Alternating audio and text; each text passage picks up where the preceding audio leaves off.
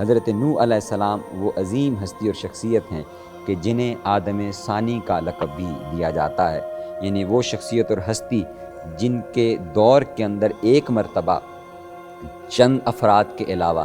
باقی ساری انسانیت وہ طوفان اور عذاب کی نظر ہو گئی۔ اس کے بعد انسانیت کی نسل کا ایک نیا سلسلہ شروع ہوتا ہے۔ اس وجہ سے آپ کو نوح نجی اللہ بھی کہا جاتا ہے اور آپ کا لقب نجی اللہ بھی معروف اور مشہور ہے۔ حضرت نوح علیہ السلام کے بارے میں معروف ہے کہ آپ حضرت آدم علیہ السلام کی وصال کے 146 برس بعد اس دنیا میں تشریف لائے۔ اس حوالے سے متعدد روایات ہیں، لیکن مستند روایات موجود نہیں ہیں۔ یہ بہت ساری باتیں اسرائیلی روایات کے اندر یا دیگر کتب کے اندر آتی ہیں، ڈسکس کی جاتی ہیں، لیکن قرآن مجید کے اندر حضرت نوح علیہ السلام کا تذکرہ بڑی تفصیل کے ساتھ کیا گیا ہے۔ متعدد مقامات پر ان کا ذکر ہوا ہے، اور ایک صورت حضرت نوح علیہ السلام کے عنوان اور نام پر بھی سورہ نوح کے نام سے موجود ہے قرآن مجید کے اندر۔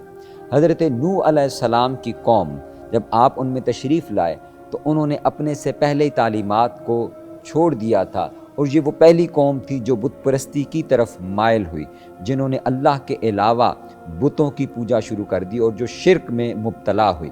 ان کی ہدایت کے لیے اللہ رب العزت نے حضرت نوح علیہ السلام کو مبعوث فرمایا اور ان کی طرف بھیجا۔ حضرت نوح علیہ السلام کے بارے میں قرآن مجید نے بڑی صراحت کے ساتھ یہ بیان کیا ہے کہ حضرت نوح علیہ السلام نے 950 سال تک ان کو توحید اور حق کی دعوت دی ہے۔ یعنی ان کی عمر کتنی ہے اس کے حوالے سے مختلف قیاس آرائیاں ہیں، لیکن جو کنفرم بات ہمارے پاس موجود ہے وہ حضرت نوح علیہ السلام کی 950 سال تو صرف وہ عمر ہے جس میں آپ نے دعوت حق اور تبلیغ کا کام کیا ہے۔ آپ کی قوم مسلسل آپ کی دعوت کی نافرمانی کرتی رہی اور آپ ان کو اللہ کا پیغام سناتے رہے۔ حضرت نوح علیہ السلام کے بارے میں یہ بھی ہے کہ وہ اللہ رب العزت کی طرف سے پہلے رسول تھے۔ یاد رکھیے، نبی اور رسول میں یہ فرق ہے کہ رسول کا درجہ وہ نبی سے بلند ہوتا ہے۔ رسول یقینی طور پر نبی ہوتا ہے، لیکن ہر نبی وہ رسول نہیں ہوتا۔ رسول وہ نبی ہوتا ہے یا اس نبی کو کہا جاتا ہے کہ جو اس دنیا کے اندر نئی شریعت کے ساتھ مبعوث ہوتا ہے، نئی شریعت لے کر کے آتا ہے، اور اللہ رب العزت ان کو نئے احکامات دے کر کے مبعوث فرماتا ہے۔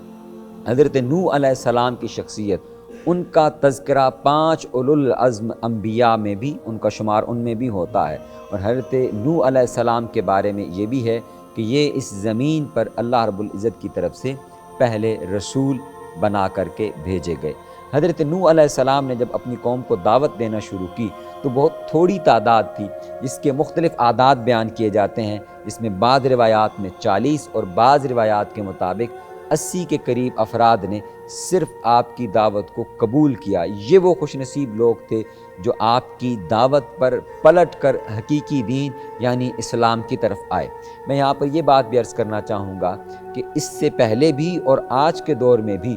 جو کوئی بھی اسلام قبول کرتا ہے تو ہم ان کے بارے میں یہ نہیں کہتے کہ یہ اسلام کی طرف کنورٹ ہوا ہے، بلکہ ہم کہتے ہیں کہ یہ اسلام کی طرف ریورٹ ہوا ہے، اس لیے کہ حدیث مبارکہ میں آتا ہے کہ اللہ رب العزت نے انسان کو دین فطرت پر پیدا کیا ہے، تو وہ یہ اس کے پھر والدین ہیں کہ وہ اس کو جس بھی مذہب کی طرف لے جائیں، تو در حقیقت انسان دین فطرت یعنی دین اسلام پر پیدا ہوا ہے۔ اور اللہ رب العزت نے قرآن مجید میں ارشاد فرمایا ہے کہ ان الدین عند اللہ الاسلام، دین اللہ کے نزدیک صرف اسلام ہی ہے۔ یہی دین ہے جس کی طرف تمام انبیاء کرام علیہ السلام نے انسان کو دعوت دی ہے، اور یہی انسانیت کی ہدایت کا راستہ ہے۔ تو حضرت نوح علیہ السلام کی دعوت پر کم لوگ تھے جو پلٹ کر کے واپس اپنے اصل دین یعنی اسلام کی طرف آئے۔ اس پر حضرت نوح علیہ السلام نے ان کو وعید سنائی کہ اللہ رب العزت کی بارگاہ سے ان پر عذاب نازل ہوگا، جس کو انہوں نے بار بار چیلنج کیا، اور انہوں نے خود چیلنج کرتے ہوئے کہا کہ وہ عذاب کب آئے گا جس کا تم ہم سے وعدہ کرتے ہو۔ تو حضرت نوح علیہ السلام کو اللہ رب العزت کی بارگاہ سے یہ حکم ہوا کہ ان کے عذاب کا وقت قریب ہے، آپ ایک بڑی کشتی تیار کریں اور اس کشتی میں ان تمام لوگوں کو سوار کر لیں جو آپ کی دعوت کو قبول کرنے والے ہیں، اور اس کے ساتھ ساتھ جتنے بھی دیگر جانور ہیں، چرند پرند ہیں یا حشرات الارض ہیں، ان کا ایک ایک جوڑا اپنے ساتھ سوار کر لیں۔ حضرت نوح علیہ السلام نے کشتی کو تیار کرنا شروع کیا۔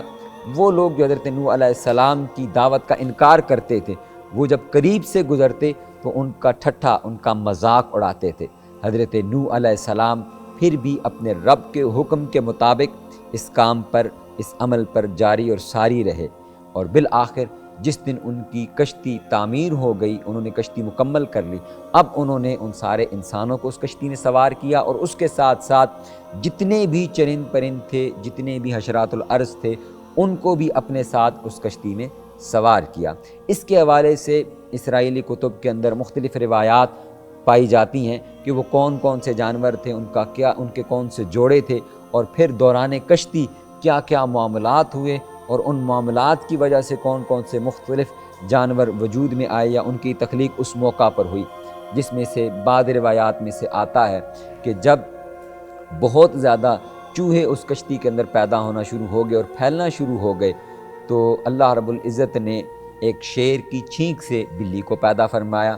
پھر اسی طرح شیر جو خونخوار درندہ ہے، تو اس کی موجودگی کی وجہ سے باقی جو حشرات تھے، باقی جانور تھے، جو انسان تھے، وہ اس سے خوف زدہ رہتے تھے۔ تو جتنی دیر تک شیر اس کشتی میں موجود رہا، اللہ رب العزت نے اس کو بخار لاحق فرما دیا۔ تو یہاں پر یہ بھی روایات میں آتا ہے کہ حضرت نوح علیہ السلام کی کشتی میں پہلی مرتبہ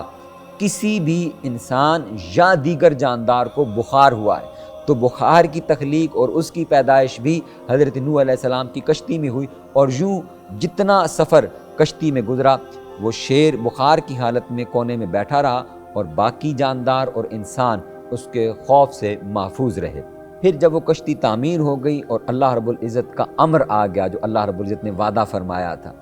کہ آسمان سے موسلا دھار بارش نازل ہونا شروع ہوئی اور زمین پانی سے بھرنا شروع ہو گئی۔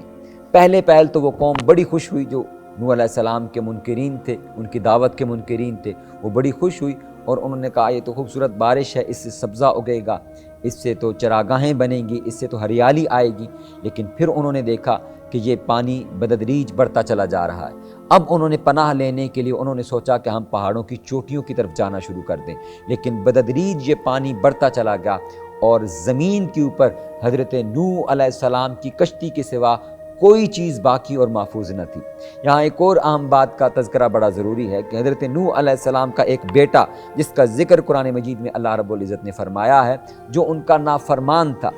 اس نے اپنے والد کی نافرمانی کی، تو حضرت نوح علیہ السلام نے اس کو پکارا اور اس کو بلایا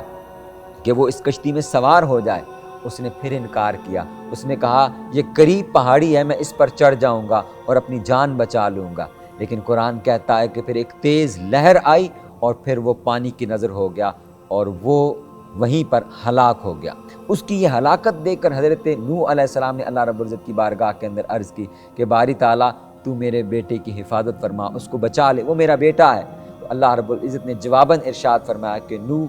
وہ جو تیری نافرمانی کرنے والا ہے وہ تیری نسل میں سے، تیرے نسب میں سے نہیں ہے، وہ تیری اولاد نہیں ہے، چہ جائے کہ نسباً وہ حضرت نوح علیہ السلام سے پیدا ضرور ہوا ہو۔ تو یہاں سے جو بات ہمیں سبق حاصل ہوتا ہے وہ ہے کہ دو چیزیں جو حضرت نوح علیہ السلام کا واقعہ ہمیں بتاتا ہے۔ نمبر ایک کہ انسان کو کبھی بھی بے صبرا نہیں ہونا چاہیے۔ حضرت نوح علیہ السلام نے 950 سال دین کی دعوت دی ہے، تو وہ لوگ جو دعوت دین کا کام کرتے ہیں، تبلیغ حق کا کام کرتے ہیں، ان کے لیے حضرت نوح علیہ السلام کی ذات ایک بڑی اہم مثال ہے کہ انسان کو اس راستے پر جب مشکلات آئیں، لوگوں کی طرف سے طعن و تشنیع بھی ہو، تو اس کو برداشت کرنی پڑتی ہے، اور ایک لمبے عرصے تک اس کو صبر کے ساتھ اس راستے پر چلنا پڑتا ہے۔ یہ نہ ہو کہ انسان خود انکاری ہو کر اس راستے سے ہٹ جائے اور یہ سوچے کہ اس کا تو فائدہ ہی کوئی نہیں ہے، کوئی ہماری دعوت قبول ہی نہیں کرتا، تو ہم ایک بے سود محنت کیوں کر رہے ہیں۔ ایسا نہیں ہے، بلکہ یہ ایک کارآمد محنت ہے، اور چند ہی لوگ ہوتے ہیں، اللہ رب العزت نے قرآن مجید میں ارشاد فرمایا ہے، جو در حقیقت حق کو اور دعوت کو قبول کرنے والے ہوتے ہیں۔ دوسری اہم چیز وہ نوجوانوں کے لیے بڑی اہم ہے کہ وہ لوگ جو اپنے والدین کی نافرمانی کرتے ہیں، ان کے لیے اللہ رب العزت کی طرف سے وعید یہ ہے کہ وہ لوگ اگر والدین کی نافرمانی پر اتر آئیں تو اللہ رب العزت کی رحمت سے وہ دور اور محروم ہو جاتے ہیں۔ تو اگر کوئی بھی شخص وہ اللہ رب العزت کی رحمت کا حصول چاہتا ہے، اور یہاں ایک اہم بات عرض کرنا چاہوں گا کہ ہمارے بہت سے لوگ اس پریشانی میں رہتے ہیں اور رزق کی تنگی کا گلہ کرتے ہیں، اپنے کاروبار میں بے برکتی کا، اپنے رزق میں بے برکتی کا گلہ کرتے ہیں، اور وہ اس سوچ میں رہتے ہیں کہ کہیں سے کوئی وظیفہ مل جائے، کوئی تعویذ مل جائے تو وہ اس کے ذریعے ان کے رزق میں، کاروبار میں برکت آئے، ان کے روزی کے معاملات درست ہوں۔ تو ایک وظیفہ آقا علیہ الصلوۃ والسلام نے ارشاد فرمایا ہے، اور فرمایا کہ جو شخص یہ چاہتا ہے کہ اللہ رب العزت اس کے رزق میں وسعت عطا فرمائے، وہ اپنے والدین کے ساتھ حسن سلوک کرے۔ تو والدین کی خدمت وہ سب سے بڑا وظیفہ ہے کہ اللہ رب العزت اس کی برکت سے انسان کے رزق میں برکت عطا فرماتا ہے۔ میں انہی کلمات پر آج کی اس نشست کا ہم اختتام کرتے ہیں۔ دیکھتے رہیے ڈسکور پاکستان۔ انشاءاللہ ایک اور ایپیسوڈ میں آپ کی خدمت میں حاضر ہوں گے۔ السلام علیکم ورحمۃ اللہ وبرکاتہ۔